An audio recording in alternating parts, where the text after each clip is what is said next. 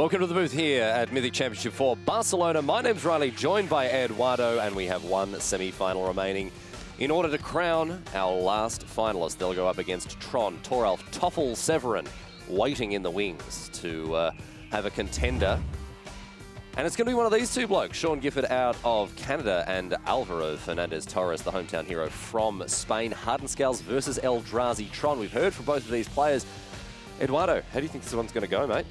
Normally, historically, this matchup had been heavily in favor of Hardened Scales, but as mentioned by both, Karn the Great Creator really flips the matchup on its head. It is by far the most important card and going to be really Sean's main tool. All right, well, the gravitational center around which this match will rotate here as we chuck it down to the feature match area. Our heroes are assembled and ready to do battle. There is Fernandez Torres on the left-hand side of your screen. His worthy adversary, Sean Gifford, on the right. Gifford proudly flying the colours of, well, not the colour, the colourless of Tron there with that T-shirt. Ready to carn him out, as it were, even with Eldrazi Tron here. Yeah, and Sean's hand is extremely powerful. Chalice of the Void, not necessarily a card that is at its best against Hardened Scales, but can stop at top deck Ancient Stirrings or at 2 a Ravager. But the key card, Karn, is already there. There's Walking Ballista, there's Dismember. There's a ton of interaction, a ton of ways to stop what Alvaro's trying to do. Yeah, really nice looking hand here for Sean Gifford. You have a look at it there on the screen. The biggest drawback, not much mana. No, triple Arcbound Worker for Fernandez Torres. So he's out the gates nice and cool. That was a that was a bit of a misstep. Okay. Alvaro didn't think of that Dismember might be a possibility, and he gave Sean more information. Right, okay, yeah, just sort of chucking them both down at the one time, and Gifford's like, whoa, buddy. Yeah. I may have responses here. Yeah, because the thing is here, it's possible Sean would want to Dismember, but not necessarily. If Alvaro had played 1, then Alvaro could have gone, I'm actually going to animate Inkmoth Nexus in response. So this only happens because there's another Arcbound Worker that Sean knows about. So a little bit too hasty there. A little bit of information bleed there from Fernandez Torres, rewarding Sean Gifford, who dismembers one of those Arcbound Workers. Yeah, and Sean drawing that third land, but because it's Expedition map, we're not going to play Chalice, and we're going to play that, but it's looking like Tron on turn 3. Yep. They've always got it. They've always got it. And Sean Gifford, no exception here. Ancient Stirrings, powerful. I was going to say pillar of the format. Kind of tailed off in recent times, but that's a really big pickup here. Yeah, Arcbound Ravager is huge. One of the marquee cards of this list, of course, Eduardo, and not short on power. Yeah, and because Sean is going to be forced here to craft map to get tower rather than sorry, not tower, but there's this power plant competing with Tron. There's not much that Sean can do to then interact with this Arcbound Ravager. And on Inkmoth Nexus, this is a lot. Animating Nexus plus Pendle Havens 2. Each Arcbound Worker is +2. Sacrifice from the Ravager. Counter 4, 5, 6, 7. It isn't poison time yet, but what Alvaro can do, put all the counters on Inkmoth Nexus and present a 2-turn clock if Sean goes for Tron. This means Sean can't really go for Tron because he's going to leave himself dead. And you can see Gifford is going through the motions there, counting them up. So what are his other options here? If you're not going to get a land, i.e., the other option you can do is get the tower and play Walking Ballista here. But again, Pendlehaven prevents that plan quite nicely. So, and you can also move the counters from Arcbound Worker and then see what happens. And this Inkmoth Nexus is pretty invulnerable. Yeah, and that Arcbound Ravager, a key pickup here for Fernandez Torres, put himself right back in this game, despite the fact that the Canadian's hand is absolutely stacked here. So there's the power plant, completes the trio of Tron lands, as they're known, Urza's Mine, Urza's Tower, Urza's Power Plant. Together they make 7 mana, greater than the sum of their parts. And I think once Alvaro sees this, the plan is going to be, the problem is that even activating that Inkmoth Nexus with Tron, Karn the Great Creator, plus something like Liquid Metal Coating can't stop Inkmoth Nexus from being activated. So unfortunately, this option of infecting in 2 turns is not going to pan out, although it would have seemed so initially. All right, so there's Tron. And now a huge Walking Ballista for Sean Gifford. Oh, sorry, excuse me, a small Walking Ballista. Just a 1/1. This can't be the spot to shoot anything. That's a blocker. All right. I think shooting anything here would be it wouldn't achieve much. No, it'd be a pretty grave mistake, actually. All right, okay. So Gifford, after having cracked the map, plays out his Ballista. That power plant taps for 2, of course. Hangerback Walker. Let's see how that changed the map, because that's quite a different card here. So Fernandez Torres in hand for him. Hangerback Walker. Forest, the card that was just drawn. You see it there. Hangerback Walker. Important card. A very, very critical piece of this Hardened Scales list, of course. And very importantly, against a lot of decks, it takes to the skies. A traditional weakness of many decks in Modern, for example, Hogak. Yeah, and also Eldrazi Tron. That's one of the weaknesses of Eldrazi Tron, Inkmoth Nexus, and Hangerback Walker. But again, with Karn the Great Creator in Sean's hand, for next turn, I'm wondering what the best line is. This is a really difficult spot for Alvaro. All right, so Fernandez Torres is going to have to hit the tank here, decide what his next move is. Got a range of options from which to choose. There are many options for Alvaro to essentially present lethal in 2 turns, but not this one, I believe. Between Pendelhaven and Inkmoth Nexus, there's certainly not 13 counters that can fly around, and Inkmoth Nexus, actually, let's see, if Hangerback Walker was played, that would have been +2. So it would have been 1 from Nexus, 2 for Hangerback, 5 with Worker, 7. Yeah, we were at least 1 short off the So no Nexus, blocks if not here 2. for Sean Gifford. Goes down to 10. So now the poison kill is actually identical to the regular life kill. So Hangerback for 2. That's going to resolve. Yeah, but now we're going to see why Karn the Great Creator matters so much. Yeah, this is going to really put a spanner in the works here because, of course, Fernandez Torres can't wake up that Inkmoth Nexus that would usually be so safe from a lot of, you know, sorcery speed removal, what have you, and, of course, can take to the skies and fly over any blockers. Yeah, well, there was more the threat that if Alvaro had gone for a large Nexus, Karn plus liquid metal coating in the sideboard would have prevented it rather than preventing it straight up. But here, there's a pretty easy option for, liquid metal coating.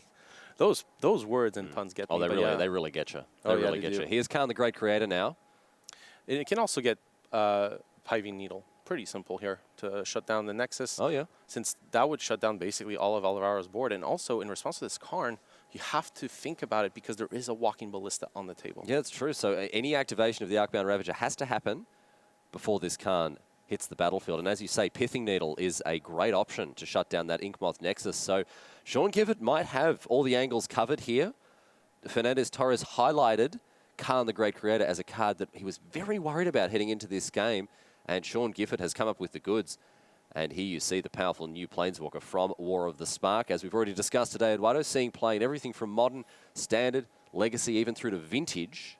Oh, and Vintage is absolutely it's exceptional. It's just bonkers in Vintage. Of course, you get to play the Moxen there. But no such luck for Fernandez Torres on the wrong side of the Great Creator just here. Activation of Arcbound Ravager. I really like the line Alvaro's taking here. We are going to make a lot of flyers. All right, so we'll see an activation of Arcbound Ravager, eating up a worker. There's no way to treat your employees. The only problem here is that while the Hangerback Walker will make 4 Fopters, the Arcbound Ravager cannot move its counters to the Walker since there is no other way to sacrifice the Hangerback Walker in this spot. So we're really going to be limited to 4 Fopters. All right. So Ravager moves a counter away from the worker to the Walker. And now the Hangerback Walker on 4. Arcbound Ravager, as you mentioned, as the sack outlet for the Walker. Yep, so we take to the skies, down the runway, and zoom, off they go. Arcbound Ravager now a 4/4, and there's 4 Thopters in the air. Now, of course, Sean Gifford's copy of Karn the Great Creator was the reason that all had to happen at that stage because of Karn's one-sided stony silence effect. And let's see what the follow-up play is now for Gifford. Yeah, I'm trying to look because it's most likely going to be a card in the sideboard with one problem. By getting a card in the sideboard, Karn the Great Creator would potentially take too much damage here. Right. So, and it is the most important card in play by far. So we might see a +1 because I'm looking at the sideboard and there's not tons of cards I would be interested in getting here. There's not anything that immediately has, you know, just a lockout potential from this spot. You can get a Walking Ballista that would be a way, essentially adding a counter to Walking Ballista since instead of paying 4, you pay the same amount, but you get an extra counter. So really, Sean's going to piece it through. But those for Sean, those Fopters cannot touch Karn the Great Creator. That's the most important step he needs to keep them away. So we're having a look at Sean Gifford's sideboard right now. I'll remind you of what's in there. Basilisk Collar, Ensnaring Bridge, Grafdigger's Cage, Liquid Metal Coating, Mycosynth Lattice, Mystic Forge, Pithing Needle, Spatial Contortion. Not going to be able to get that one, of course. Tormod's Crypt, Walking Ballista, Wormcoil, Engine. Now, Ensnaring Bridge was one of the cards that Gifford pulled to the front there. Is that doing anything? His hand's just too full, right? Yeah, I mean, it stops the Arcbound Ravager, but that's not the problem. The problem are these 1/1 flyers. All right, well, Gifford's going to have to make a decision here. Just theoretical blocks as he anticipates what's going to happen next turn. Yeah, and if you just jumped him, this isn't an attack step. No, this is Sean's current turn. Yep, he's having to think about it here. Pendelhaven also throwing the math off. It would normally be pretty easy to put the Walking Ballista up to 2 and shoot 2 Fopters, but with Pendelhaven, you kind of may have to make that decision beforehand. Exactly, while it's still tapped here because the Pendelhaven can save one of the little Thopters there. So Khan goes downstairs here. And he's going to snag an artifact out of Gifford's sideboard. What do you like here, Eduardo? This is actually a really difficult pickup. Bridge? He's chosen the bridge. All right. What the bridge is good at is if Alvaro did make a large creature, it would not be able to block. So that said, there are a lot of Fopters. Bridge may be the pickup, but not necessarily the best card in the spot. I think, actually, one second. Sean has access to Reality Smasher and 2 Chalices, but even then the bridge won't get into play this turn. So he can play this 5-drop by tapping 2 lands, of course. Urza's Tower, Eldrazi Temple, sufficient. You said, of course. Of course. Of course. That is the world in which we live right now. Tron, once again, at the top of the modern format. And Chalice for 0. Mox Opal, perhaps. Worried about that. Yeah, it's essentially a way to start emptying the hand, and since Sean's plan will be to cast the Chalices, you might as well cast 1 for 0 right away. The next one can be for 1 or 2. All right. So back to Fernandez Torres now. Has, of course, all of these Thopters in the air. What's kind of nice here is now Alvaro can take down this Karn the Great Creator and even deal damage to Sean, again, because there's Pendelhaven. So, Fernandez Torres having a good old think about how he wants to line up these attacks.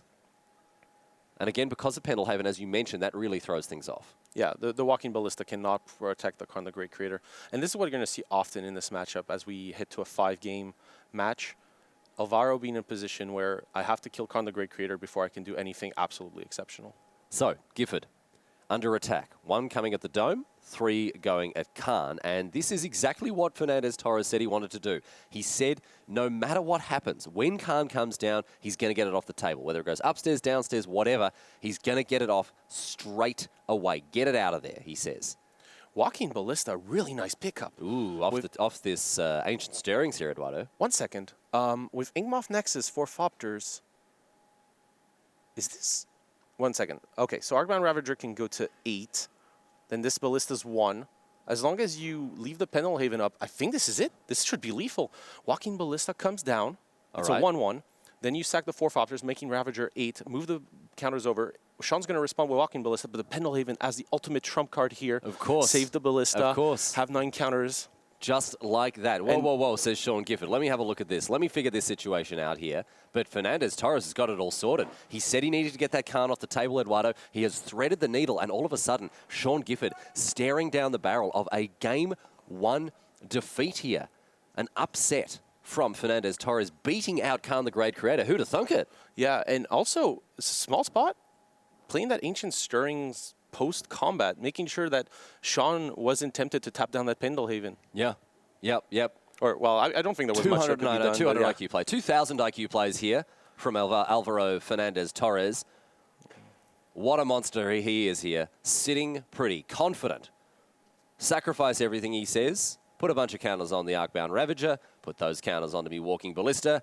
And get you straight upstairs on the old Domesky there, my friend. Pendelhaven, the card of the match here. Absolutely, a card of the game at least for sure. So, Walking Ballista, he tries it. Gifford, he tries it, but no dice, unfortunately for him. No, there were many dice. Many dice, excuse me. Many dice there for Alvaro Fernandez Torres, who takes out game number 1 in very convincing circumstances, I have to say, Eduardo. We saw Hardened Scales Affinity struggle, well, not even struggle, really. A blip on the radar. That Khan the Great Creator is supposed to be this nightmare card. Alvaro didn't care at all. That said, I wonder in that game, because a plus would have made it very hard to take down, and minusing for Pivy Needle might have given that redundancy you need. If you shut down the Arcbound Ravager, the card's gone, but you got Reality Smasher. You know, maybe things can happen. You're going to eventually maybe take it down, but there are a lot of Fopters, but you got Ballista, you got Tron. I think Needle on Arcbound Ravager might have been the play. Oh, well, that's the way that it goes this time, my friends. That's the way the cookie crumbles. We're going to go and take a quick break. On the other side, of course, more Modern Magic coming your way. We'll see you soon. Hey everybody, I'm here with Mythic Invitational Champion Andrea Mengucci, and we're going to crack this pack of Modern Horizons, so go for it, Andrea, but you've got a special ritual before you open any pack, right? Every time I open a pack, either paper or online of Modern Horizons, I always chant Vren and 6, Vren and 6. All right, well, let's see if we can get there today, and lay out these cards on the table for me. And while you're doing this, let me know, do you have any preferences? You're sitting down, it's the first draft of the day. What do you want to open most of all besides Vren and 6? So, Ninja is the best archetype, but I think green is kind of the most open strategies. For example, Trumpeting Herd that you see here is kind of like a great common in green that, ooh, Mono War. Yeah, Mono War is probably the best common on the set, so looking for that, but unless there's Random 6, of course. Alright, we got a Goblin Engineer, which is good in Modern, but not great in draft. So, the pick here is gonna be the top common Mono War, just great with so many. It's just so good in this format because Trumpeting Herd is one of the best common and it makes a token. So bouncing a token is just a removal spell. And also if you keep it with a Smoke Shroud and you just go ninjutsu, you can bring it back, play it again. It's just Mono War is definitely the best common in the set, and I'm super happy to first pick it. Are you somebody that will be looking to draft ninjas going into the draft and forcing it if it's something that you can even remotely try and force in a draft? Usually I force archetypes, but this time around is one of the first time that I'm not gonna force the best archetype. I think that Ninja is unanimously the best archetype, so it's really something to actually just the opposite, just get away from. For example, White is very underdrafted, and I found a lot of success with White recently, so I'm gonna try to take Mono War now because it's the best card and see if I get, you know, a Changeling Outcast, I'm gonna take it and go for Ninja. But if not, I'm super happy to take a Mob or Trumpeting Herd out of this pack if Mono War wasn't here. All right, so Mana War, the pick for Andrea Mengucci here in this Modern Horizons Crack-A-Pack.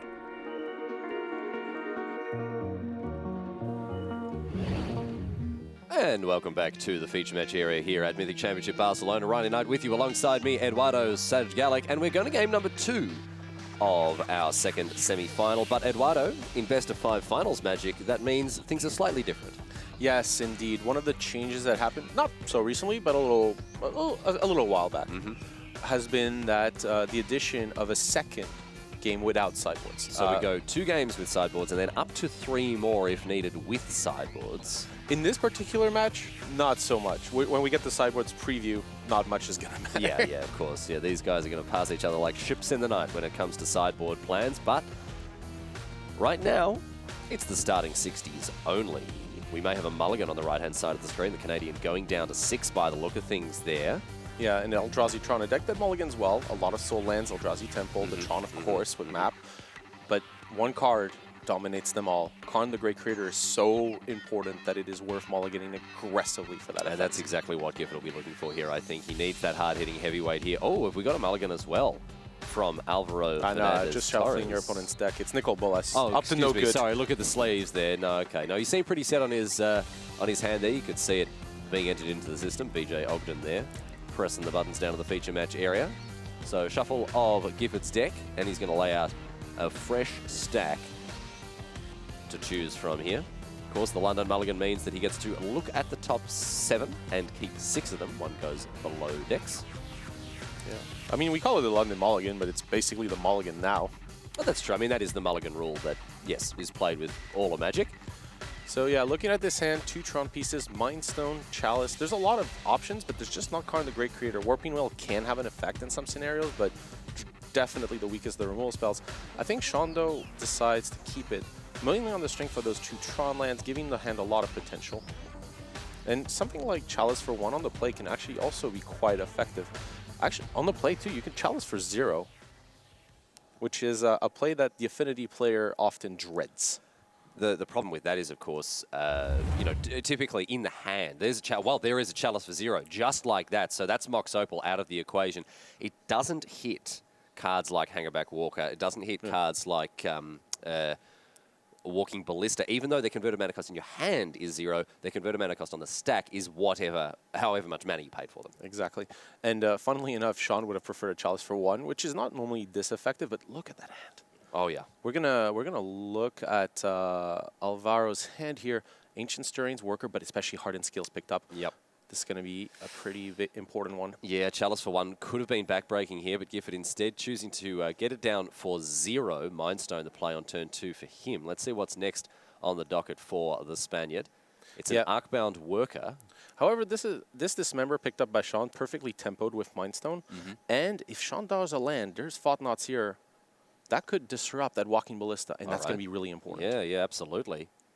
That's why Sean's considering the Dismember. There are much better targets in Alvaro's deck, but that Arcbound Worker with Hardened Scales can start going sky high. All right, off the top, needs a land, doesn't find it. It's Endbringer instead. Yeah, and this is so Sean's hand is kind of getting worse here, Eduardo. Oh yeah, it's definitely not getting better. This is a pretty good spot for Warping Wail, though. You get to Dismember the Arcbound Worker in response to the trigger. Warping Wail, try to buy yourself some time. So this means that those counters will ultimately go to waste. Double removal spell means that it's going to clear the board of Fernandez Torres, of creatures at least. Yeah, a pretty nice 1-2 punch here, because Sean, with this hand, just wants time. But Arcbound Ravager, Inkmoth Nexus, and Walking Ballista, they don't really give so much time. They don't. They really don't. I mean, from here on out, Torres should be able to start hitting his marks, especially with this Ancient Stirrings. Firm up that hand even more. It's already a great hand here for Fernandez Torres, and it's only going to get better now after this Ancient Stirrings here. Yeah, and already has Arcbound Ravager on top of the cards you've seen, Walking Ballista, Evolutionary Leap, Darksteel Citadel, and again, that important Arcbound Ravager. That said, because Sean didn't draw a land, takes the additional Ravager. I really like this. All right, a backup copy. Yeah, well, the most important part here, you play Walking Ballista, that way you have 2 Ravagers, so if a Thought Knot Seer comes down, you don't mind so much. So with that Hardened Scales, of course, all of these +1/+1 counter synergies are really coming to the fore here for Fernandez Torres. You can also play a second round Ravager. If you draw a land, Inkmoth Nexus will be, if not lethal, pretty much close to it, right? Yeah. I mean, again, 9, 10, that's just a rounding error, basically. All right, so what do we found here on the side of Sean Gifford? No lands once again. So Reality Smasher, Endbringer, and Thought Knot Seer. Sean Gifford with a stacked hand full of business, but no way to deploy it, Eduardo. Yeah, definitely. Can't do anything, is trying to figure it out. I wonder, if Sean knew in how much trouble he was, he might crack this Mindstone and try to top deck under this power plant, which is a really rough spot because that Mindstone is your third mana source. That's the thing. I mean, at least with any land, Gifford will be able to play a Thought Knot Seer here, but I think he has to risk it here. He's got to risk it if he wants that biscuit. This is a super hard, I mean, we know the hand, so it'd be correct, but in this average spot. But this comes back to a pretty fundamental tenet of competitive Magic. The further behind you are, the more risks you are incentivized to take. The further ahead you are, the more conservatively you can play because you don't want to, expose your impending victory to any unnecessary risks. I think Sean correctly identified being behind. That was the hard part. Am I behind or not? Sean decides, yes, I'm going to go for it. And a Dismember Still is pretty good. a good way to clear out that Arcbound Ravager, of course. And I tell you what, Alvaro Fernandez Torres, thanking his lucky stars, he picked up a second copy. Oh, yeah, for sure. But again, Sean, 2 Tron lands, really needs to complete it. Here we're going to see the combo, though, of Walking Ballista and Arcbound Ravager, which is going to spell a lot of trouble for Sean. So Fernandez Torres. Actually, let's see. Walking Ballista would be 2. Arcbound Ravager's 3 more, actually 5, 2 artifacts. We were 2 damage off. Wow, that close, huh? And actually, next turn, activating Inkmoth, that'll be it. So Sean is in a ton of trouble. Doesn't really have an answer to this. Well, okay, this is looking very good here for Alvaro Fernandez Torres, who could be sailing to his second game win here in the semifinals, I should say. Sitting pretty behind his Hardened Scales, not in the list, but also the card itself there on the screen. He's done a lot of heavy lifting throughout the weekend for Alvaro Fernandez Torres, and it's continuing to do that heavy lifting right here and right now. Yeah, and unfortunately for Sean, I think the Chalice for 0 was an interesting play and might have been a good consideration, but a Chalice for 1 would have panned out way better. Really didn't work out too well for the Canadian there. That Chalice for 0 not really paying dividends, ultimately. Yeah. So, Gifford counting them up carefully. The one thing Alvaro can do is, depending on what happens, if Sean does nothing, the best play is usually just attack, and then you can put your opponent in check when they tap out. But yeah, and this Walking Ballista for 1 is not really going to do No, much. it's not going to do a whole lot, really. Actually, this is pretty much, yeah, Alvaro's going to untap and pretty much figure it out. But the line here is you ping their Walking Ballista, they might ping back in response.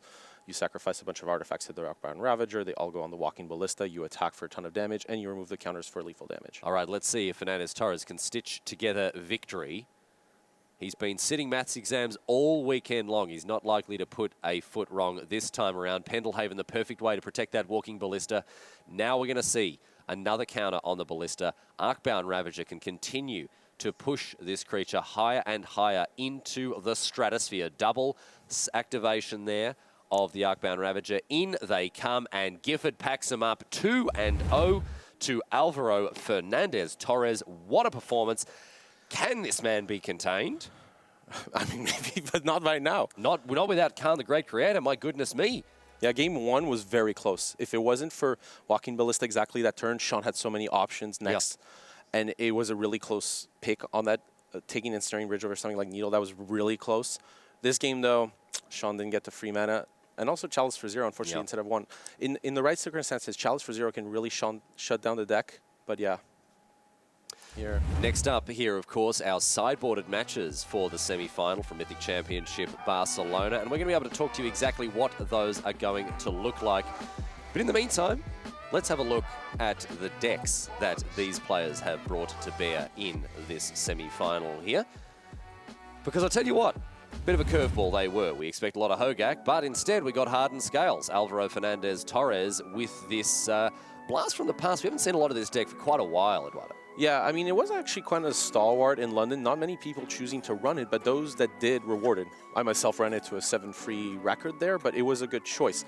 The deck is very powerful, very resilient, being able to move counters all around, creates board states that are very complicated to calculate, but you can kill your opponents out of nowhere.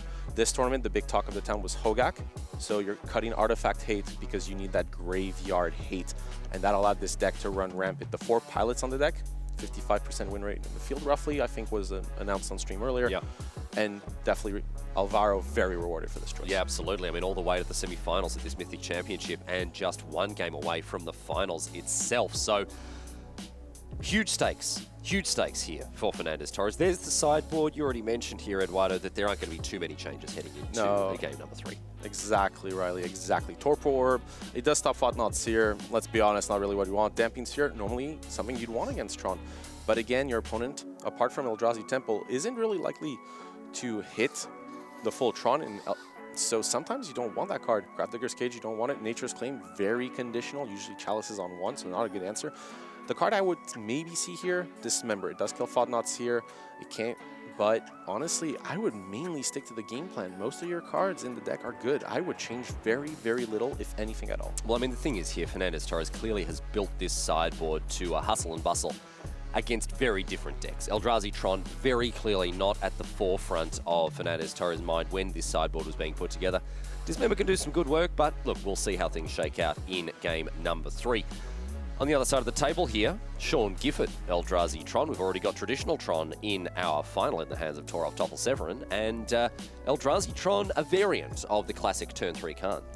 Yeah, well, we still get to turn 3 Karn if we get that Mind Stone down, but it's a very different Karn. Karn, the great creator, different game plan, but certainly much more powerful than Karn Liberated against the Hardened Scales deck, essentially shutting them off, and as you saw, forcing the Hardened Scales player to take it down before being able to go. But the Walking Ballista on top of taking down the Karn is how game 1 went.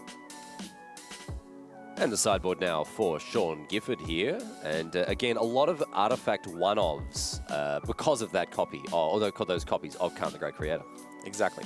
Now, on the other hand, Sean, to be honest, might have to sideboard a little more heavily, even though the sideboard's not really designed for it, because Sean is a little behind in the matchup. So something like Leyline of the Void, shutting down Hangerback Walker and Arcbound Ravager, which are big problems, might see its way into the deck. And you also might see some of these sideboard cards that are normally options to pick up with Karn the Great Creator be in the main deck because of speed. Spatial Contortion will definitely go in, and then some of the others may you know, if you don't have the time to get them and cast them, they'll just put them in your deck if they're good. Leyland the Void is a, well, it's an interesting one because we did see Martin Muller play it in game number 3 when he was playing off against Alvaro Fernandez Torres there. It'll be interesting to see if Sean Gifford follows suit there, but certainly plenty of options when it comes to the post-board matchup. But broadly speaking, as you mentioned there, Eduardo, I don't expect to see a lot of changes. No, really set the game plan. I think more changes from Sean, actually, even though his sideboard is much more limited in kind of scope, just because Sean is behind in the matchup and kind of needs to change things. And also, Leyland of the Void, unlike the Hogak deck, we did see the Leylands come in, but you do have Faithless Looting. You have filter options, which allow that card to not be so bad if you top deck it. But in something like Eldrazi Tron, every card can matter after a while. So if you draw a blank like Leyland of the Void, that's a big problem. And for people who aren't necessarily familiar with Eldrazi Tron, I mean, this is a deck that does play a different style of gameplay to the traditional Tron. If you know about, 7 mana on turn 3, playing card liberated and winning games that way, it's a little different with Eldrazi Tron. And one of the most important differences, Eduardo, is that the Eldrazi Tron list is much less all-in on assembling Tron. It can still play a reasonably powerful game of Magic, even just by tapping lands in the regular way, rather than having to assemble all of this extra mana. Right. It tries to kind of split itself, right? Eldrazi Temple is a soul land, and it tries to leverage that power. You can still play Fodnatsir on turn 3 with it, or with Tron. Tron, again, hard, but Eldrazi Temple plays 2 lands much easier. Fodnatsir just great in absolutely every matchup, almost. I mean, it's very true. It's very true. It's been that way since it was printed. A very, very powerful 4-drop, of course. It's very pushed. Oh, yeah. Is that it? No. Are we missing Power Plant? We've got Tower, we've got Mine. And I think that's all. And this hand looks really, I mean, there's an interaction piece and an Endbringer, but no, wait, no, that's So Mine, Power Plant, Tower. They've always got it. They've always got it, Eduardo. And this time, Sean Gifford, the lucky man to rip Tron off the top of his library in his opener. So he's going to keep it. That means a turn 3 Endbringer, which, well, it might be poised to do some really good work in this post-board matchup. Yeah, it really depends on Alvaro's draw speed, and essentially a Dismember would also reverse tempo quite hard. It depends if Alvaro boarded it in and also has it in hand. We are off to the races now in what is potentially our very last game of this semi-final matchup between Alvaro Fernandez Torres and Sean Gifford, live from Barcelona Mythic Championship IV. With you, it's me, Riley Knight, and it's him, Eduardo Sajgalak, and on your screen, Sean Gifford on Eldrazi Tron on the right, and on the left, Fernandez Torres from Spain on Hardened Scales. Opening things up now with a module, or an animation module, to be specific. Yeah, we'll see what's next here. Yeah, not exactly the most powerful card in the deck. Very good at grinding, not very good at necessarily dealing pressure. How's this for the most powerful card in the deck? We see Hardened Scales itself come into play. Yeah, but let's be honest. 2/2 Arcbound Worker, or would you prefer this juicy 5/5 Endbringer? Yeah, it's looking pretty good right now for Gifford here, who, of course, just had Natural Tron just off the top like a stone-cold master. What's really nice here is originally the plan was to Endbringer, but maybe Fodnatsir could be a good opener. If Sean feels he's ahead, which honestly he is here, you would go for Endbringer. But if you don't know what's up, if you think there's a Dismember in Alvaro's hand, this is a really good pickup. You Fodnatsir, you get the information, you make sure that Endbringer is coast and clear. Yeah, yep. Not only clearing the path by nicking something out of Fernandez Torres' hand, of course, but also that information critical to begin to craft a game plan. There is the Thought Not Seer, target you. Let's have a look at what's going on, my friend. And you can see Llanowar Reborn, Nature's Claim, Ancient Stirrings, and a Darkstill Citadel. Very easy Ancient Stirrings. Easiest Ancient Stirrings. Yeah, and you kind of see the problem with Nature's Claim in this matchup. Yes, it has targets. One of those is Chalice of the Void, that's usually on 1. Can it target this Eldrazi, however? No. I thought not. See ya. Thank you very much, ladies and gentlemen. We'll be here all week. Actually, I won't be. I'm done after this. So Ancient Stirrings hits the bin here after the Thought Not Seer trigger resolves, of course. And as you mentioned, Eduardo, that was always going to be the pick. Oh, yeah, in that spot for sure. That could be kind of any threat. Not a boat since Alvaro doesn't have access to it, but an Arcbound Ravager or Walking Ballista could have been issues, especially Walking Ballista, very resilient to a card like Endbringer. Yes, indeed. Sean Gifford has a quick read of that animation module here. Not going to blame him for that. It is a bit of an obscure one, of course. Yeah, very obscure. The nice part here, Llanowar Reborn triggers the animation module, which means that Sean has to respond. All right. Although once the servo's paid, I mean, Alvaro obviously did everything in one motion, but you only pay the mana once it resolves. So Torres now, with that servo token ready to come into play. See what Gifford's up to now. Got that dismember. Which member? It's that one right there. Let's get rid of this Arcbound Worker, he says. Yeah, one nice thing is to kind of have a board presence. Alvaro can, once this servo comes into play, graft with Llanowar Reborn, create a free creature. That was a counter. That's another servo. The other plan, don't graft. I believe with Alvaro having another land in hand, the plan would be animation module, add a counter to Llanowar Reborn, and you can start making a servo army, which for Alvaro seems great because there's a Thought-Knot Seer, but that Endbringer is going to change things quite quickly, unfortunately, since, again, the Endbringer can essentially ping the servos before the graft happens. But I think, I mean, is there, apart from Skeleton Archer and Lizard Folk Warrior... Lizard Folk Warrior? Lizard Warrior? Warrior Lizard? I'm not sure. Is there a better named card in Magic than Endbringer? Ah. Because it does exactly what it says on the tin. It brings the end very, very quickly indeed. I like a lot of the free letter cards, honestly. Oh, yeah? Yeah, I think they're very flavorful. Mob is good. Opt. I think Mob is full of flavor. Mob's very good. But I think, I mean, in terms of just doing exactly what it says on the tin, Endbringer, the end will be brung. Here it comes. Massive 5/5. Truly embarrassing what Fernandez Torres has got to work with here. And I have to say, this has been much better stuff from Sean Gifford. He's really, even without Khan the Great Creator, he's still done such a good job of stamping his authority in this game. After taking 2 early losses, he's clearly rallied. He's got himself into that, into a positive psychological headspace. And now he's going from strength to strength, and he's being rewarded. Yeah, and here the absolute backbreaking expedition map looks very innocent, but Blast Zone is in Sean's deck. That's going to get rid of animation module, going to get rid of Hardened Scales, and then Alvaro will be left with very little. Very little indeed. Just a little 1/1 servo token, not doing too much against the massive Eldritch monsters on the side of Sean Gifford. So, off the top now, 5 cards thanks to an Ancient Stirrings. Ooh, and Fernandez Torres doesn't look too happy with that. You see a wipe of the brow there. More unhappy about the situation going on than the actual pick. Arcbound Ravager and Walking Ballista are essentially the 2 cards you are looking for. Okay. The brow there, what do I actually take? This is really hard. All right. Arcbound Ravager and Animation Module work really well together, so it is the pickup here. Especially, but although Alvaro does know about Blast Zone in this spot, but Arcbound Ravager can at least grow to a really large size. It does get shut down by Endbringer, but it gives you the highest potential draws. So, Arcbound Ravager is the pick there.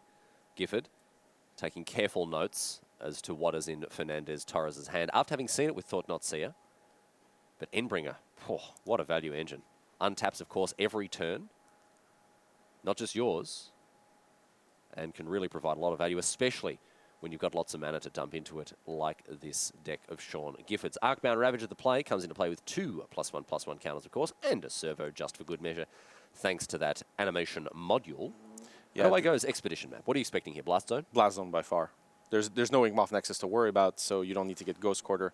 So I'd be surprised to not see Blast Zone hit play here. It is rarely as effective in this matchup, but when you have Hardened Scales and Animation Module, it's certainly what you want. Yeah, yep. It's got some juicy old targets there on the sides, the Spanish side of the battlefield here. Sean Gifford, as expected, fetches out that Blast Zone. And we'll see what's next on the docket for him in hand. Yeah, Eldrazi Temple Urza's power plant. So kind of running out of action, but still in a very commanding position. Yeah, and the fact that Endbringer can draw cards is really key here. I mean, so disgusting, right? He can just keep on drawing cards, like multiple cards a turn, 3 cards every turn cycle. He's got so much mana.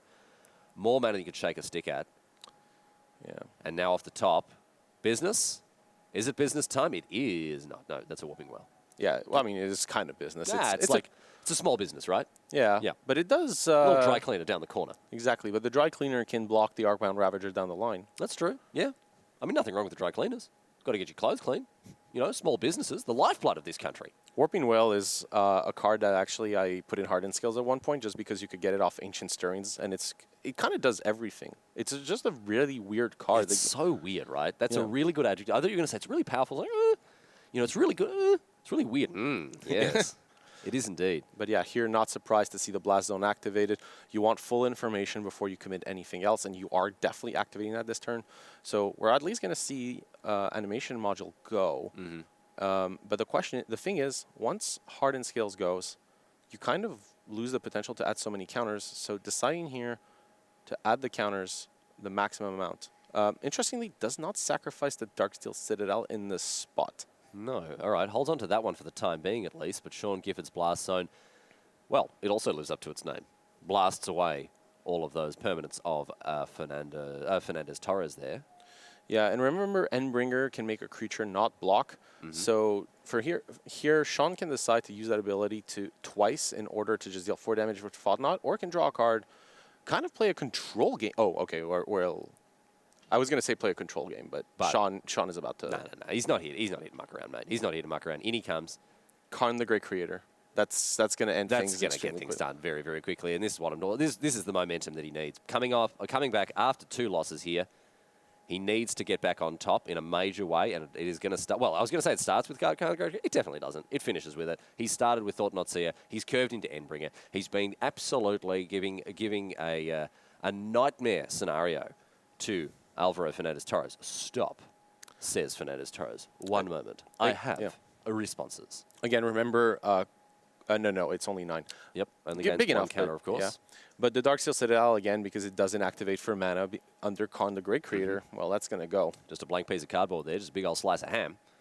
And down comes Karn the Great Creator at 5 loyalty. Fernandez Torres heading into this game, into this match, I should say, identified Karn the Great Creator as public enemy number 1. Very much the least favourite card of the Spanish player, given its built-in Stony Silence effect. And right now, Gifford is in a position where he can try to just ride this card to victory. Yeah, pretty much. There's nothing that Alvaro can do, even though there is a 9/9. The Endbringer can prevent it. Actually, I said the Endbringer can prevent it from attacking, but Sean's tapped out. But... Oh, okay. So a block with the Thought-Knot Seer to keep that card around. That means that Fernandez Torres gets to draw a card. Only a forest for him here, however. Although he does have that Hardened Scales. Yeah, and but Lattice next turn should end things. Actually, with Nature's Claim, Alvaro has an answer to Lattice, so it's not quite over. Not quite over, no, because he can float the mana before the Mycosynth Lattice resolves, then use it to cast the Nature's Claim here. However, while it is not quite over, Sean is in a commanding position. Such a good position, right? Such a good position here. He's got to be loving life right now. By the way, we get to see how Sean sideboarded, which was a rare treat. 3 Reality Smashers in the sideboard. Not necessarily the best card. Just decided to keep 1. Sean going for value with Mystic Forge here. Yeah. Can see that. Mindstone in hand as well here for Gifford. In addition to that Warping Whale. Sean is looking for something that will advance the board position, but isn't Lattice. Again, that Nature's Claim prevents that from being the case. So we're just going to, draw cards, try to get there. Finds a map, which is actually even on mana with a tower and a land drop here. Yeah. But again, Blast Zone in the deck, there's a second one. That might be really key here. You upgrade the Blast Zone to 2. While there's no other creatures and Ravager goes, you could do it at 1 on Hardened Scales. And honestly, there's a lot of victories for Sean here. A lot of different ways to take this one down. A lot of different ways for him to go about sealing the deal here. Let's have a look and see what his next move is. Playing all the mana in the world. Yep. He's got a bucket and a half full, and the buckets are very large, I can tell you. He's struggling to carry them across the feature match area. Yeah. An Ensnaring Bridge is okay, since Endbringer doesn't really need to attack. It can, but that's not really its function. And it kind of puts you in a spot where you don't have to worry about much. But you know about Nature's Claim again, and Ensnaring Bridge might not be the card you want to expose in this spot. Mind Stone, the play here for Gifford. That powers out Expedition Map. So a quieter turn here for the Canadian, not putting too much in the way of business onto the battlefield, but still has that kind of activation ready. Yeah, and honestly doesn't need to do much. No. Walking Ballista also looks like a pretty juicy option in this spot. For Gifford? Yeah. Yeah, I was going to say for Fernandez Torres, a Stone Cold nothing. Fortunately, because of Karn the Great Creator, Yep, absolutely. But nope, Gifford's just going to go upstairs, turn the Expedition Map into a 1/1, and then passes the turn. Endbringer untaps, of course.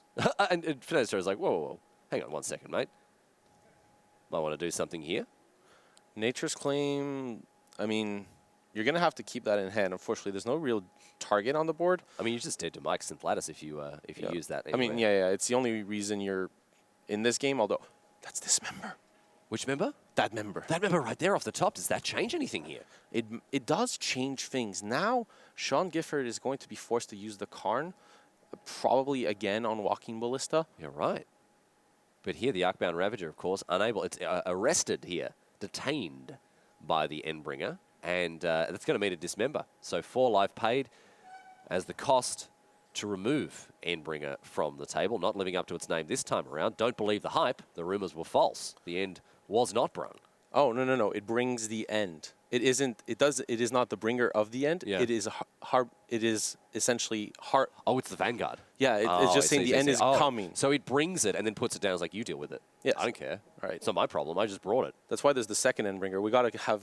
It's a Right, multiple. right, It's a yeah. multiple It's ending story. Exactly. It's a multi-stage process. Yes. It doesn't say end actualizer. Yeah. Yeah. That's not what the card says. It just brings it. Leaves it Yeah. on your doorstep. It's your problem now. Yeah. Not my circus, not my monkey, says the Endbringer. Karn's got to create an ending.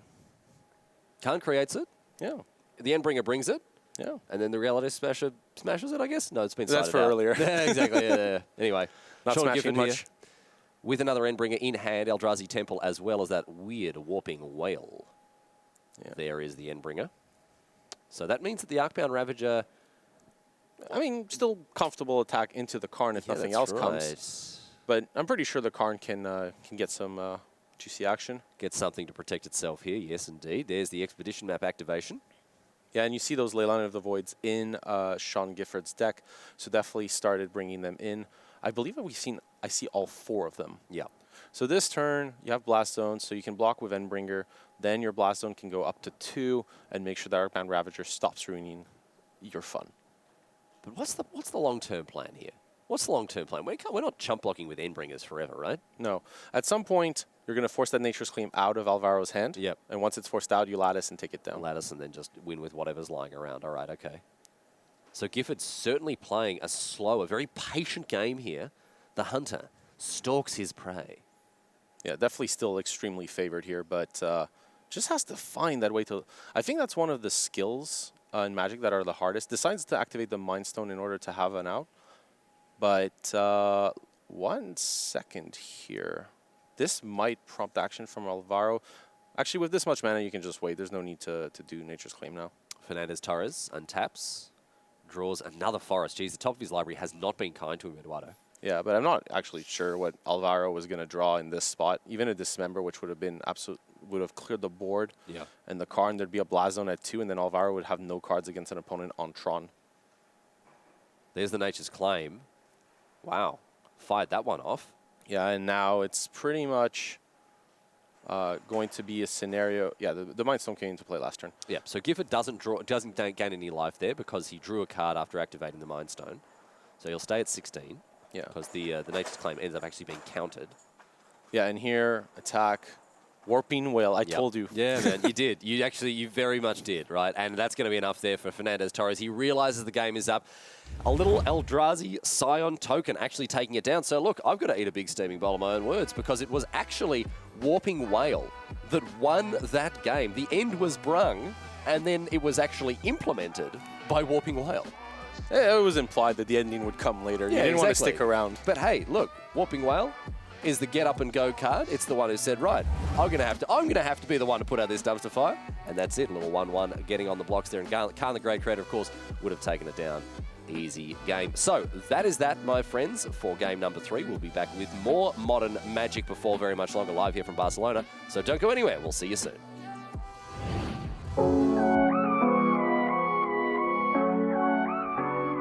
Hey everybody, I've got Alicia Tian here from Team Haruyu Sword, currently leading the team series, and I'm going to give you this pack of Modern Horizons, and we're going to crack it here. Okay. All right, so in your opinion, what would be the best thing to open? I think in common, I think Mob is the best card, and then like uncommon, I like uncommon. I think it's the Linja, the blue-black Linja that allow you to draw 1 card. All right, well, let's take a look at what we're actually opening here. And Defile, there's another good black removal spell. Arkham's Astrolabe is a card that I personally really like. It's a lot of fun. But, ooh, we've got a nice mythic here, Sword of Truth and Justice.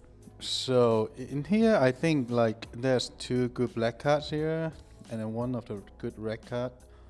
Like I personally, I like black cards here. Like this card have lots of value and synergy.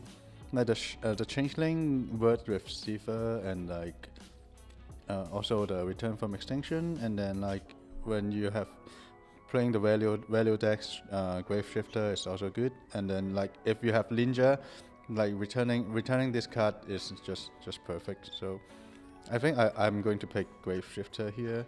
Like the sword looks good, but I think it's. I mean, I'm pretty tempted. This is a beautiful mythic. It's kind of underpowered in the format, I think, because the format got lots of removal. And then even you connect with the sword, the power level is not that good. So I think I will go for the Grave Shifter here. How much do you like Grave Shifter over something like Defile? Is it close? I think it's very close. Like this like the Elemental, Defile, and Grave Shifter is very close to me, but the Grave Shifter has more synergy with other cards, like more potential with other cards. So I think I like Grave Shifter more. All right, Grave Shifter is the pick from this pack. Sometimes you got to pass the mythic. Li Shitan, everybody.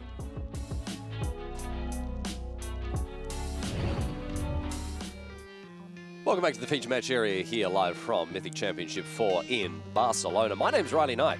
Got the great pleasure to be joined by Eduardo Sajgalik, and down in the feature match area on your screen, as you can see, Alvaro Fernandez Torres. He's on Hardened Scales, leading 2-1 at this stage, and Sean Gifford on Eldrazi Tron. Eduardo, he's going to win 2 on the trot. Yeah, I mean, that was one of the better draws Sean could have had in that last game. Oh yeah. Interaction, natural Tron on turn 3, like just putting pressure, controlling the board, Karn the Great Creator, threatening a position that Alvaro could not get out of. Well, ultimately, that's the way the news goes for game number 3. A handy win there for Sean, keeping himself in this semi-final here. But he's still got a lot of work to do, as we say. 2 consecutive game wins needed if he wants to find his way to the final. However, Alvaro Fernandez Torres, only 1 more, and he is our second finalist. Torov Toffel-Severin on Tron, traditional Tron that is, waiting for a challenge to approach in the finals. What a round, what a run that my good friend Toffel has had. Better lucky than good is his mantra, and he certainly lived up to it this time around. And I imagine that Sean Gifford will be hoping for a little bit of that Tron luck as well. What do you think of this opener? It's pretty potent. It would be obviously much better on the play, since Chalice for 0 with this hand is not as great an option. And again, Chalice for 1 means that you're going to have to play that Needle pretty much on the first turn blind. But Arcbound Ravager is such a problem that it's okay to just name that in the dark. But with Needle, Karn the Great Creator, Interaction, a Walking Ballista, and Chalices, I think it's a decent hand. And Pithing Needle as well, of course. Not only those threats, not only that hard-hitting heavyweight that Karn the Great Creator is, but also, yeah, definitely ways to get on the board early with relevant disruptive elements. But is he going to 6 as well? He's just popped that hand back on the top of his deck.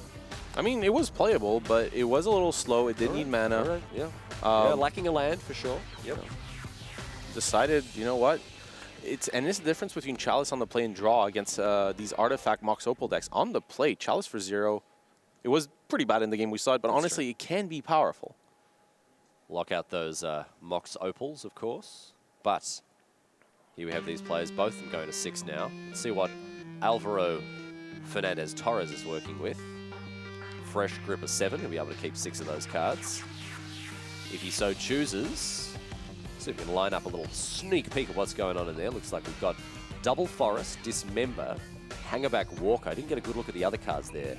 I saw, yeah, Double Forest, Dismember, Hangerback Walker, and some other cards.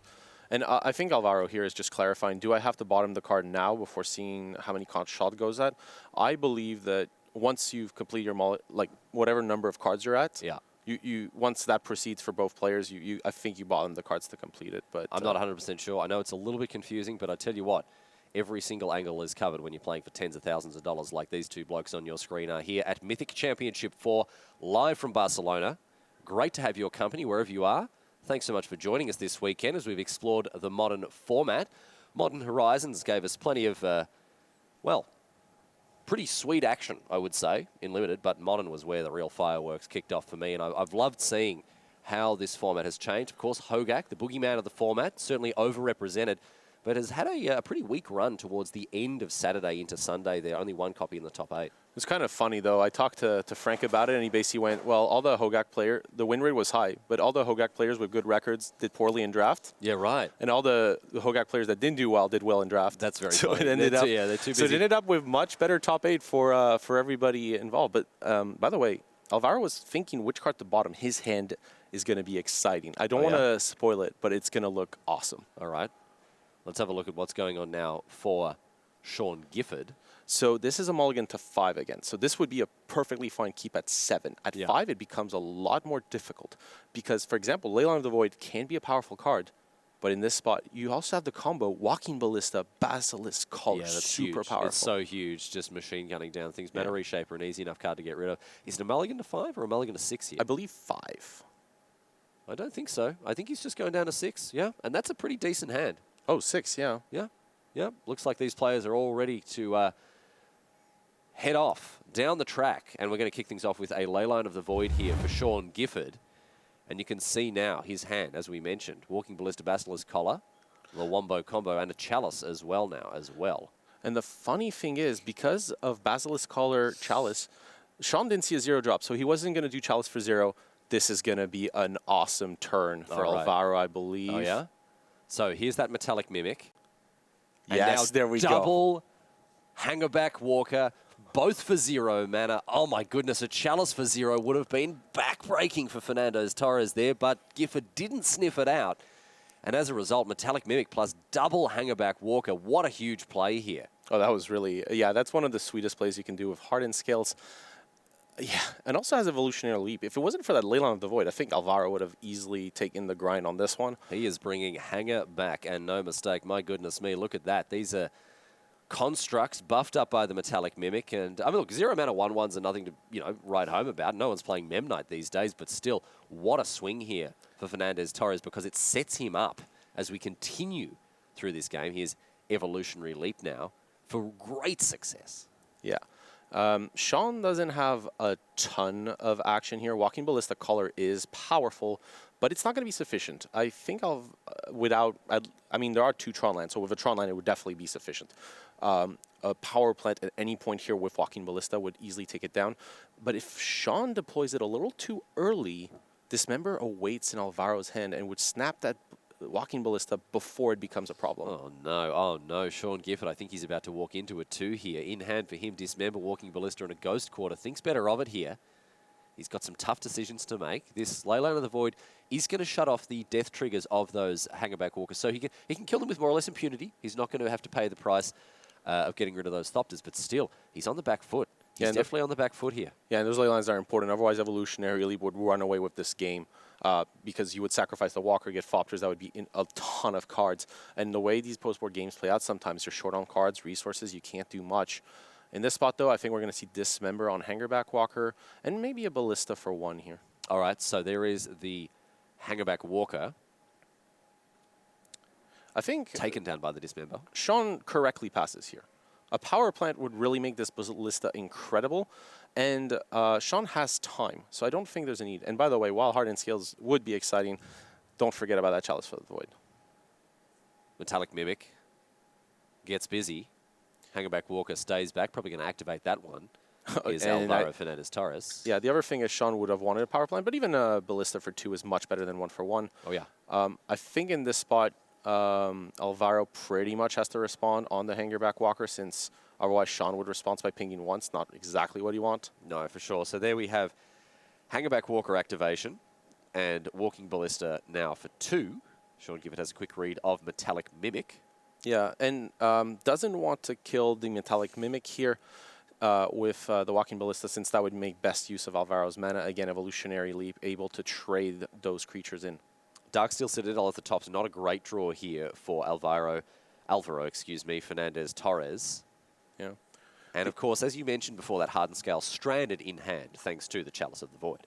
Yeah, and this might be a spot where Alvaro kind of has to fire Dismember. There's also a spot where Alvaro doesn't do so, just attacking here for 2, and firing off Dismember if Sean decides to equip the Basilisk Collar, which is going to look quite tempting, honestly, with a Chalice on 1. There's only Dismember that can disrupt you, and that card can kill a lot of your other beaters. So Sean may decide that it's worth it. That is a mine, not a power plant. Don't believe the lies. Don't believe the lies. It is a mine, not a tower, not a power plant. Yeah. Oh, and a Chalice of, sorry, a Leyline of the Void here, a Stone Cold Blankski. Well, that's the cost, right? We mentioned that's it. That's right. You said it before, and I'm sure people say it again. You draw a Leyline on turn 2 or later, and you feel like a real goose. Oh, the worst is when you draw it first. Yeah, and oh yeah, Alvaro on the draw, you draw turn 1. And this oh is my goodness. This is what Alvaro was hoping for. Sean to commit the mana to equip the Basilisk Collar. So upstairs goes the Hangerback Walker. Yeah, you respond first before the Dismember. Actually, you probably Dismember first, since if the Hangerback Walker is targeted, you can just respond. So now this means here that we're not going to get full value from the Walking Ballista. It's out of range of the Hangerback Walker is out of range of the Walking Ballista. Yeah, and this Evolutionary Leap is nice. It turns a Metallic Mimic something else. And look, Sean Gifford, a 9. Yeah, how did that happen? Dismember and those attacks, that was 4 power. Yeah, of course, he was attacking for, like, he chipped in for 3 and 4 here and there. So Gifford on 9, and now an Arcbound Ravager off the top, not at its best facing down a Leyline of the Void, but still might give Fernandez Torres some options here. Yeah, and an attack for free here would put Sean to 6 with, well, Worker not so great in the face of both Chalice and, yeah, well, Chalice is enough, but in Leyline of the Void, it is doubly ineffective. Yeah, it's not so great. The Arcbound Worker is definitely going to take a day off today.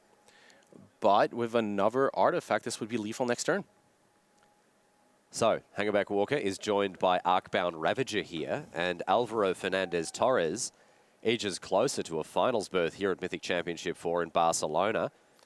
But Sean... 4 mana. Ooh, yeah. Thought not see ya. Let's see what you've got going on there, my friend. 2 blank pieces of cardboard. Yeah. Chalice of the Void doing work. Arcbound Worker and Hardened Scales there. Both... Escamas into a Yeah, I got a little bit distracted by that. I will be honest with you. Both nullified, of course, at the moment by that Chalice of the Void. Yeah, and that Fought Not Seer was really good. Basilisk Collar is there because of that combo with Walking Ballista, but honestly, in some matchups, it's pretty good at stopping aggression. So Alvaro Fernandez Torres, you mentioned he's getting closer and closer to lethal here. Now, does he have chat lethal yet? He definitely has chat lethal. I think even chat wouldn't call this one. I think he's got chat lethal. They've always got chat lethal. Yeah. But real life, actual IRL human Earth lethal, not just yet. Yeah. Back to Gifford now. Yeah, one nice thing for Alvaro here, nice Scavenger Grounds. I mean, it is a land. It's an important one to have access to. Not really necessary here, but what Alvaro is looking for here is Sean. Sean is definitely going to equip the Basilisk Collar, not really many other option. But Alvaro wants nothing more than Sean to attack, since at that point you can block, sacrifice the Evolutionary Leap, counter swing, play another creature, and keep that chain rolling. That's why Sean doesn't attack, most likely. Gifford here, playing it safe by the water as the Hangerback Walker heads upstairs once again now. Yeah, and there was a consideration to sacrifice the Arcbound Ravager to the Evolutionary Leap, but in this spot you still want to threaten a counter swing. So that's why it's not sacrificed here. Also, if you at some point you will hit an Arcbound Worker, so it doesn't quite work out. Fernandez Torres, 3 useless 1-drops in hand for him. On the other side of the table, Gifford has an Expedition map, which also isn't doing too much, and another Leyline of the Void. So both players may as well not have cards in hand. Yeah, definitely not. Yeah, 4 1-drops in 4 1-drops in Fernandez Torres' hand, facing down a Chalice of the Void, and 1 1-drop in Sean Gifford's, along with a second copy of Leyline. Blast Zone, a pretty important pickup since it kills Evolutionary Leap. As well as the 2 creatures. Well, Hangerback Walker's at 0, so it actually can't. Oh, that's true. Excuse me. It kills the Arcbound Ravager. You always play Hangerback Walker with 2 mana. We played for 0 this turn. Yeah, but you almost always, like, it's like a default 2-drop, basically. Come on, basically. Basically a 2-drop. I think we can all agree. I think we can all agree about it. Moving on. I think we can all agree. Moving on. All right, Hangerback Walker picks up another counter here. The favors 2-drop, going up to 6 power. Yeah, and while that presents a lethal threat, but only if Alvaro top decks it, that would be incredible. Dismember off the top for the win. Nope. No.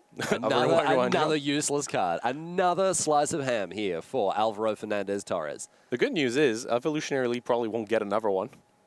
That's true. Yep, that's true. He won't be. He probably won't flip into another Arcbound Worker with 3 of them in hand. Yeah, and in this spot, it's a lot harder. You could attack with the Hangerback Walker, but this is trading your best threats while you're hoping for, yeah, essentially removal. Up goes the Blast Zone now to 2, so it can take care of that Arcbound Ravager, that Evolutionary Leap, and nothing else. Still pretty good, honestly. Getting rid of the Leap means that the Thought-Knot-Seer would be very close to start attacking in. So, back to Gifford. He's holding Mindstone, which is actually playable. Of course, unlike the Expedition map that's in his hand. I mean, it's playable. Not great, but... It's not great, but it's playable. Hey, you know. You got to play the cards you dealt, and right now, Mindstone is the card that Gifford has been dealt. He cycles it away. 3 mana there. And finds... ooh, another Blanksky. Wow. It's fine. Yeah, I think these engines got flooded. These cars just sitting on the starting line, just refusing to rev up. Yeah. Activating the Blast Zone, forcing the issue on Alvaro. And I think here you're going to see the Arcbound... Well, I mean, you might as well see it sacrificed to Evolutionary Leap. It's better to get a card than none. So, Arcbound Ravager, eaten up by the Evolutionary Leap. Let's see what we get here. Another Arcbound Ravager. Okay, the history is a circle. And Ravager, while it doesn't have modular, because of that Leyline of the Void again, I mean, it does have it, just won't work. Sean could attack, but that would put Sean to 4, and then we get back to the same scenario. Again, Arcbound Ravager can sacrifice to its own ability. Yeah. But by attacking, Sean would not die to top deck Dismember. So here's the attack now from Sean Gifford. Lifelink and Death Touch on the Thought-Knot-Seer. And Fernandez Torres with the option to trade off. But he's not going to take it. I much prefer this. Yep. Build up a big 7/7 Hangerback Walker now, of course. No Thopters to speak of just yet, thanks to that Chalice. So Metallic Mimic is pretty nice in a spot like this, simply because, naming Beast is not the usual line of play, but it might be good enough, because then it makes Arcbound Ravager a lethal threat without having to sacrifice another artifact. There's a Metallic Mimic now, another 2-drop. Missed the Blast Zone, of course. Yeah, so and Fernandez Torres still with... Well, look, a lot of 1-drops still in hand for him, which still aren't doing anything. Yeah, it's worth noting. I mean, Sean has maybe been favored the last couple of turns, but the draw steps have just been so poor for both players. Yeah, they really have. Yeah, it's been a real sort of lackluster display from both players when it comes to rip and fire. I love this. So Arcbound Ravager is a beast. I got to ask this question. Yeah, it is the one non. There are Thopters, Constructs, and a beast. Yep, it is. It's a beast. It's not what you'd expect. Warping Whale. That could be an interesting one. Alvaro if Alvaro doesn't attack with all 3 creatures, it might be on the basis, okay, I'll trade my 7/7, you'll gain 4, but let's say get through for damage. But if Warping Whale blocked the Hangerback Walker and Thought-Knot-Seer ate a creature and gain life, that would be much worse for Alvaro. Now, Warping Whale, for those of you who may have forgotten, it's got 3 super weird modes. It's got counter-target sorcery. It's got make a 1/1 Eldrazi Scion. Walking Ballista, super huge here. Okay, what's he found? What does this mean? It means now that Warping Whale is essentially a weird, kind of blank piece of cardboard. And it's going to make it very likely that Alvaro gets in there. Because now, Hangerback Walker trades for Thought-Knot-Seer, the other 2 get through for damage, and you have a Walking Ballista, and your opponent at a low life total. This is probably Alvaro's best shot, but he has to play pre-combat. No, he did not play pre-combat. Big attacks now without the Hangerback Walker, sorry, the Walking Ballista coming down. This is going to not pan out great for Alvaro. This attack was not... Not an optimal way to put his foot forward here. But in they come. Gifford down to 3. Yeah, because now the Warping Whale blocked the Hangerback Walker. Thought-Knot-Seer on Arcbound Ravager to shut down that possibility. And only 2 damage. So Gifford will survive to tell the tale here. And Warping Whale once again putting in work. Yeah. The weirdest card in his deck, but it's getting it done here. Yeah, I mean, it's put it in because it's basically the worst removal spell, but you're like, okay, whatever, any interaction's worth it. And it did a lot of work. Dismember, Warping Wail we saw in one of the games. We saw Warping Wail to bring the end, and now we're going to see Warping Wail to have a nice combat. Hang on 1 second. Hang on. Is it actually lethal? Well, we have Leyline of the Void in play. So there's no trigger from the Ravager's modular, and there's no extra Hangerback Walkers here. No, so... But let's see how this lines up. He may have it here. Well, if he blocks the Ravager can get sacrificed and it's lethal. And then it doesn't gain any... Oh, wait, no. This might be lethal because the Ravager can sacrifice any of the artifacts. Yeah. Good spot. It is. Right, the Ravager sacrifice itself. It's 2 damage, Walking Ballista. Yeah, that's it. It's going to do enough. It's going to be enough here.